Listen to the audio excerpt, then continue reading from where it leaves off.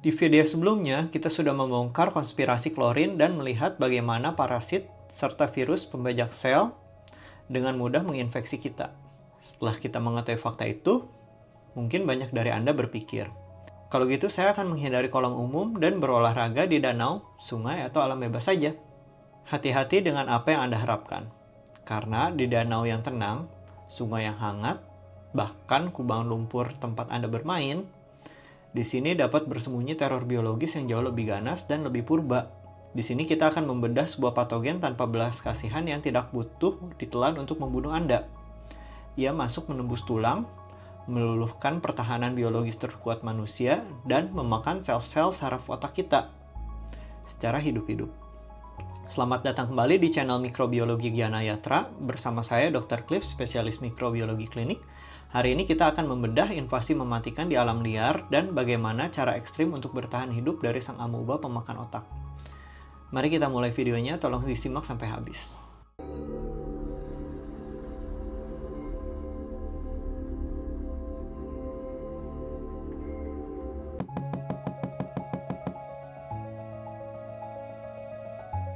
Di sini kita sudah membahas parasit usus yang kebal klorin dan virus yang membajak nukleus.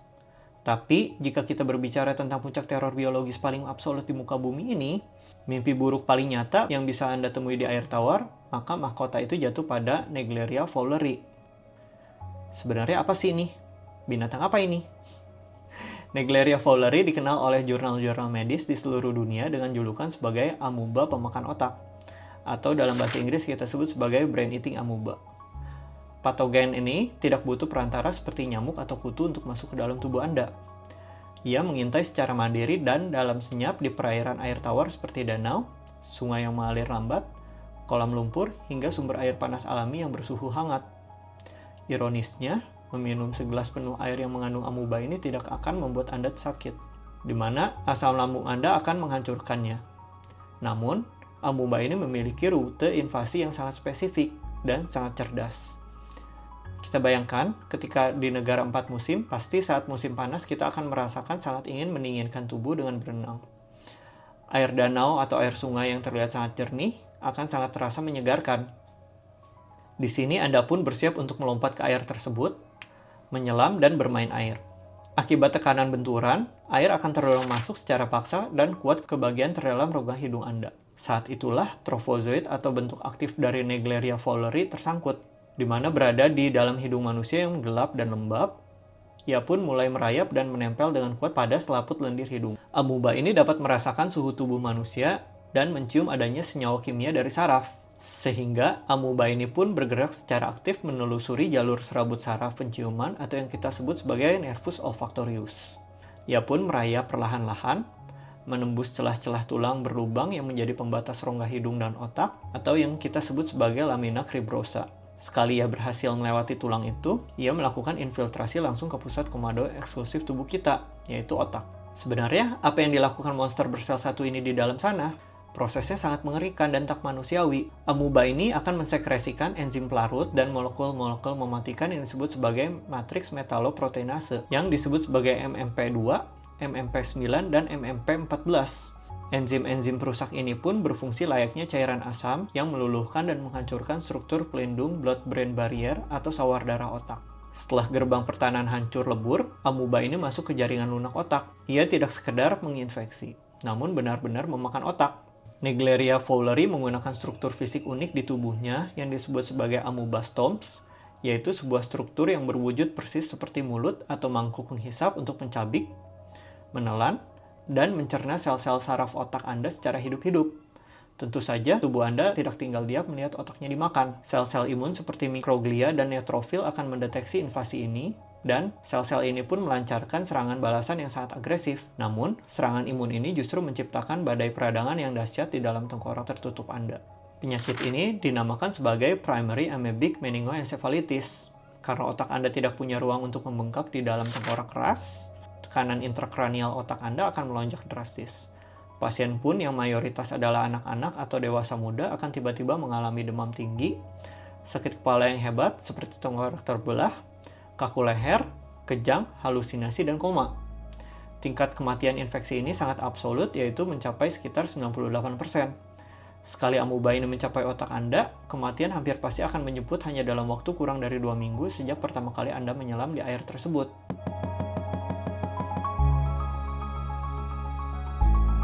Mendengar semua kengerian di air buatan ini, mungkin Anda berpikir, oke, kalau gitu saya akan menghindari kolam umum yang penuh klorin palsu dan beralih berolahraga di alam bebas.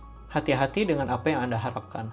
Tren olahraga ekstrim yang sedang digandrungi banyak orang saat ini, seperti misalnya arung jeram atau rafting, mud runs, atau kompetisi triathlon jarak jauh, justru membentangkan karpet merah menuju medan perang mikroskopis yang jauh lebih purba dan ganas.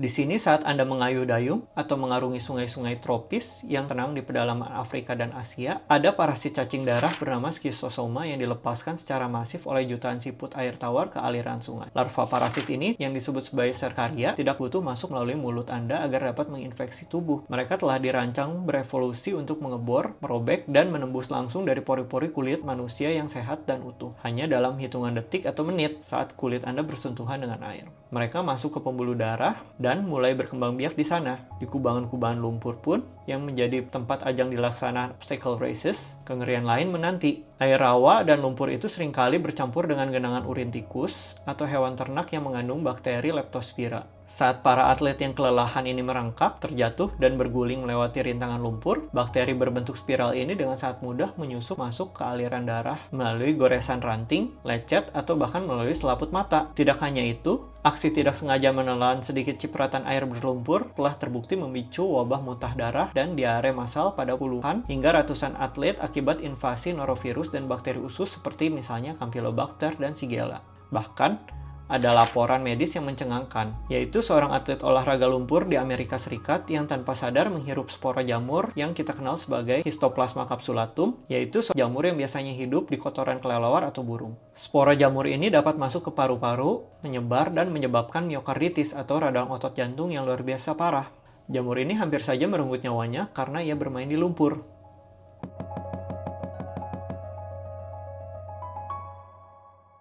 Lalu, kita kembali ke fasilitas kolam renang kompetitif dan modern yang mungkin memiliki tiket masuk yang sangat mahal. Apakah atlet elit di sana aman? Jawabannya tentu tidak.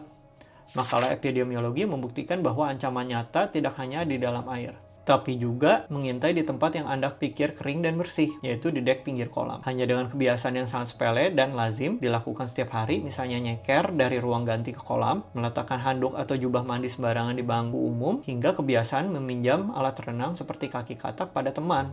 Para atlet ini sebenarnya sedang asyik bertukar virus secara estafet. Jalur transmisi ini menciptakan wabah kutil pada telapak kaki yang dipicu oleh invasi virus HPV atau Human Papilloma Virus. Kutil yang akar infeksinya menusuk dalam daging telapak kaki ini menyebar secara masif, menginfeksi hingga 36,5% perenang kompetitif yang disurvei, di mana virus ini memaksa banyak dari mereka berhenti berlatih karena rasa sakit yang menyiksa setiap kali memijak lantai.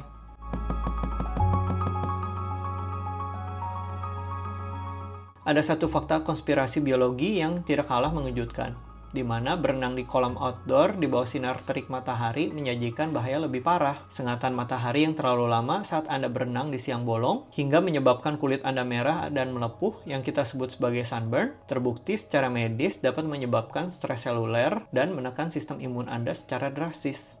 Penurunan imun sesaat akibat radiasi UV ini rupanya sudah ditunggu-tunggu oleh musuh lama yang tertidur di dalam diri Anda. Lemahnya imun ini membangunkan virus-virus yang sudah dorman seperti herpes hingga herpes zoster, yang selama bertahun-tahun atau berdekade-dekade tidur dan bersembunyi di dalam saraf Anda.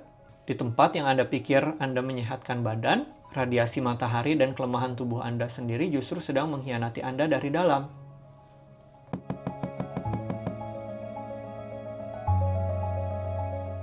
Jadi, di titik ini, apa konklusi yang bisa kita tarik? Dari semua invasi biologis, misalnya seperti di air kolam renang yang diklorinisasi palsu, amuba pemakan otak hingga kutil di telapak kaki, fakta yang paling pahit yang harus Anda telan adalah regulasi dan standar kualitas keamanan air di hampir seluruh dunia saat ini seringkali buta dan memberikan rasa aman yang semu. Pemerintah dan pengelola kolam biasanya menguji kelayakan air hanya dengan mengukur parameter indikator bakteri feses standar, misalnya seperti Escherichia coli dan Enterococcus. Instrumen pengujian mereka secara absolut gagal dan buta terhadap kehadiran virus pemejak sel seperti adenovirus atau norovirus, maupun parasit berzirah tebal seperti Cryptosporidium yang kita bahas panjang lebar tadi. Aturan regulasi mengklaim airnya aman, sementara wabah mikroskopis sedang berpesta di dalamnya. Jika teknologi penyaringan raksasa, radiasi sinar UV, dan bahkan kimia beracun seperti klorin saja tidak bisa sepenuhnya melindungi kita dari mikroorganisme, lantas bagaimana cara kita bertahan hidup? Bagaimana cara kita memutus rantai penularan ini? Satu-satunya garis pertahanan pertama dan yang paling krusial adalah aturan sepele yang paling sering Anda dan orang-orang sepelekan, di mana Anda wajib mandi membilas tubuh menggunakan sabun minimal 1 menit di pancuran sebelum Anda memasuki kolam renang. Ini bukan sekedar anjuran untuk kesegaran, tapi ini adalah mitigasi sains. Bilasan wajib ini akan melunturkan miliaran molekul minyak, sel kulit mati, keringat, dan bakteri feses mikroskopis yang menempel di sela-sela lipatan kulit Anda. Dengan tubuh Anda yang bersih saat masuk ke air, molekul klorin di dalam kolam tidak perlu membuang energinya untuk bereaksi dengan kotoran Anda, dan bisa sepenuhnya difokuskan untuk menghancurkan kuman berbahaya dari luar. Yang kedua, ini adalah peringatan kesehatan masyarakat tingkat tertinggi. Jika Anda sedang mengalami diare, atau baru saja sembuh dari sakit perut parah, memaksakan diri untuk berenang adalah tindakan kriminal secara biologis. Anda perlu menunggu minimal 2 minggu setelah gejala diare Anda benar-benar hilang tanpa sisa sebelumnya. Baru Anda boleh kembali menginjakkan kaki ke kolam renang manapun. Kenapa seperti itu? Karena secara biologis, saluran cerna Anda masih secara aktif melepaskan jutaan partikel ookis parasit dan virus infeksius. Misalnya seperti Cryptosporidium, di mana virus-virus ini dapat menempel pada sela-sela anus Anda dan mencemari air kolam renang. Di saat inilah Anda sebenarnya adalah mesin penyebar wabah berjalan. Yang ketiga, bagi Anda yang memiliki jiwa petualang, saat Anda beraktivitas, misalnya seperti menyelam atau terjun di alam liar, misalnya di danau, sungai yang hangat, atau sumber air panas alami, gunakanlah penjepit hidung atau nose plugs. Hindari menyelam dalam-dalam atau melompat yang menyebabkan air masuk secara paksa ke dalam hidung Anda, atau mengaduk-aduk lumpur di dasar sungai. Karena disitulah Naegleria fowleri, yaitu sang amuba pemakan otak, beristirahat dan menunggu untuk terhirup ke saraf hidung Anda. Yang keempat, saat Anda mempraktikkan mud sport atau beraktivitas di sungai, jangan sampai air ini tertelan. Pastikan untuk menggunakan pakaian pelindung panjang dan tutup rapat semua luka terbuka, goresan, atau lecet dengan perban yang waterproof sebelum menyentuh air atau lumpur. Hal ini dilakukan untuk membentengi secara fisik sehingga menahan masuknya bakteri Leptospira.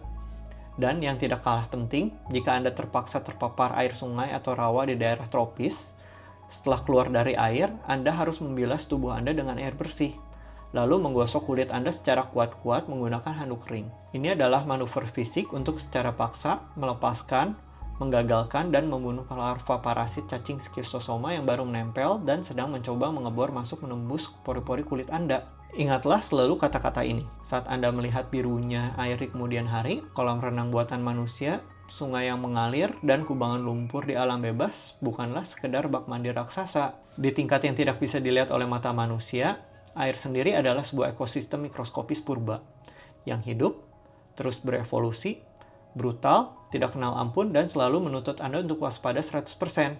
Terima kasih sudah menyimak video ini sampai habis. Saya Dr. Cliff, spesialis mikrobiologi klinik.